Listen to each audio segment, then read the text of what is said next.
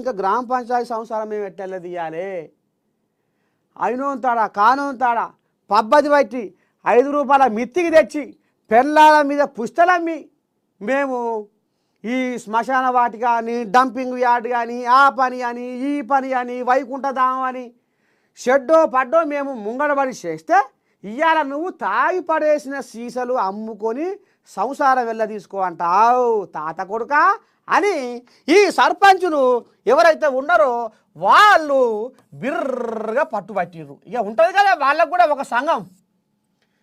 ఈ సర్పంచుల సంఘపు వాళ్ళు బిర్రగా పట్టుబట్టి ఇక ఇట్లా కాదు ఊర్లో పంట జనాలు ఎట్లా ఉంటారంటే షెడ్డో పడ్డో ఉన్న ఊరోనే నమ్ముతారు.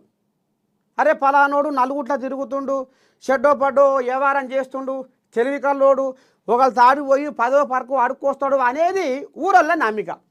అయితే ఇప్పుడు వీళ్ళు ఏం చేసిర్రు అరి కీసుకు మనము వచ్చే తాపకు గులాబీ కారును రానియొద్దు కేసీరావును రానియొద్దు ఈ బీఆర్ఎస్ పార్టీని బొందబెట్టాలి అనేది ఈ కింది స్థాయి క్యాడర్ కాంచే మొదలైంది. అసలైన కథ ఇది. మరి పట్నంలో ఎందుకు నొక్కొచ్చింది? పట్నం హైదరాబాద్ చుట్టూతా గులాబీ కారు ఉరుకులా తెచ్చింది అంతేనా? మరి ఊర్లల్లో పక్కేసుకొని పండుకుంది కారు.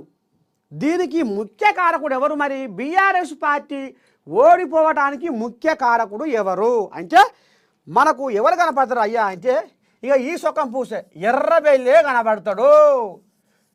బీఆర్ఎస్ పార్టీ బొందకు తయారయ్యిందంటే ఎర్రబెల్లే సర్పంచులతోటి శాపనార్థాలు పడ్డాడు. వాళ్ళతోటి పాన విసిగించుకొని లాభం లేదు మనం బీఆర్ఎస్ పార్టీకి ఓటేయద్దు అనేది ఈ సర్పంచులు ఎవరైతే ఉన్నారో వాళ్ళు ఊరూర మొత్తం టామ్ చేసిర్రు.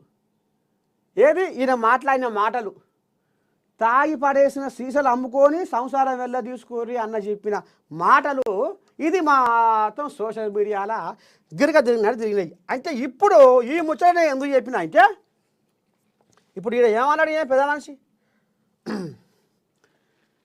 25 మంది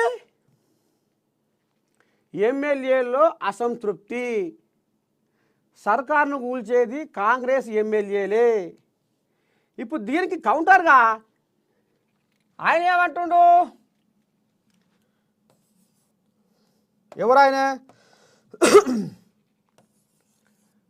జడ్చర్ల ఎమ్మెల్యే ఉండగా కోజాగా జడ్చర్ల ఎమ్మెల్యే అనిరుద్ధిరెడ్డి.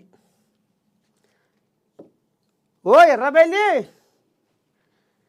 నువ్వు ఏమనుకుంటున్నావో ఎట్టనుకుంటున్నావో నీ లెక్క మేము అతడబుత్తర మాటలు లూజు మాటలు ఇచ్చిపెట్టాం.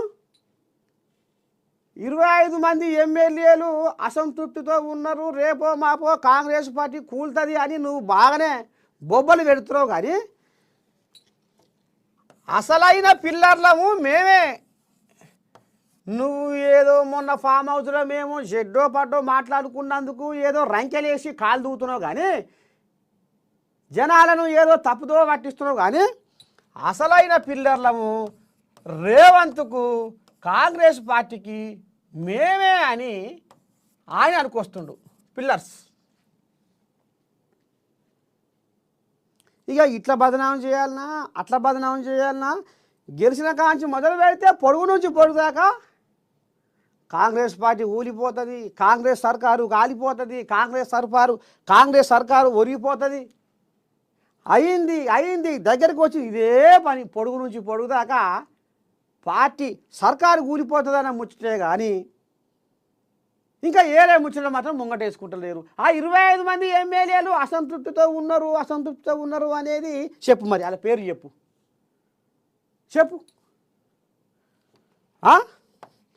ఈ గాలి మాటలే నీ కొంప ముంచుతున్నాయి. జనాలకు అందరికీ ఎవరిని ఎట్లా మలుపుకోవాలో, ఎవరికి ఎట్లా సురుకు పెట్టాలో, ఎవరికి ఏ రకంగా వాత పెట్టాలి అనేది జనాలకు అందరికీ నువ్వు గాలి మాటలు మానుకుంటే మంచిగుంటుంది అనేది జరంతా సోయి తెచ్చుకో.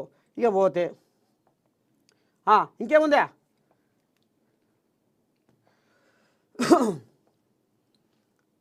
దా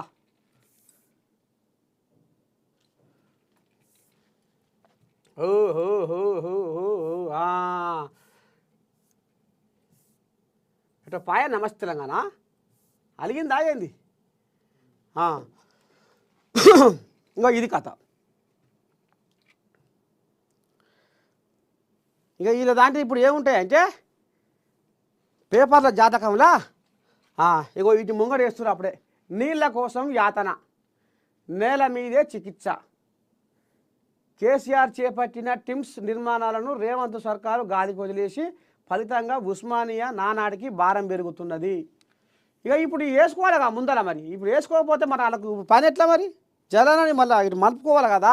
ఇగో గిట్ట జరుగుతుందట, రేవంతమయ్య పరిపాలన గట జరుగుతుందట, ఓ అంతా ఉద్దారకం చేస్తున్నారట అనేది ఇప్పుడు ముందర వేసుకోవాలి కదా నీళ్ళ కోసం, ఇగో రైతుల కోసం. ఇక ఈ కథ నడుస్తుంది.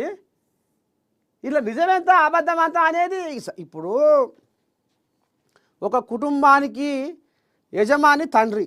తండ్రే ఓనాడు పశ ఉంటుంది, ఓనాడు పశ ఉండదు. ఎళ్ళని సంసారంతో ఓనాడు కారం మెతుకులు, ఓనాడు గంజి మెతుకులు, ఓనాడు పప్పుషారో, ఓనాడు బిర్యానో, ఓనాడు కోడి కూరో అయితేనే ఉంటుంది.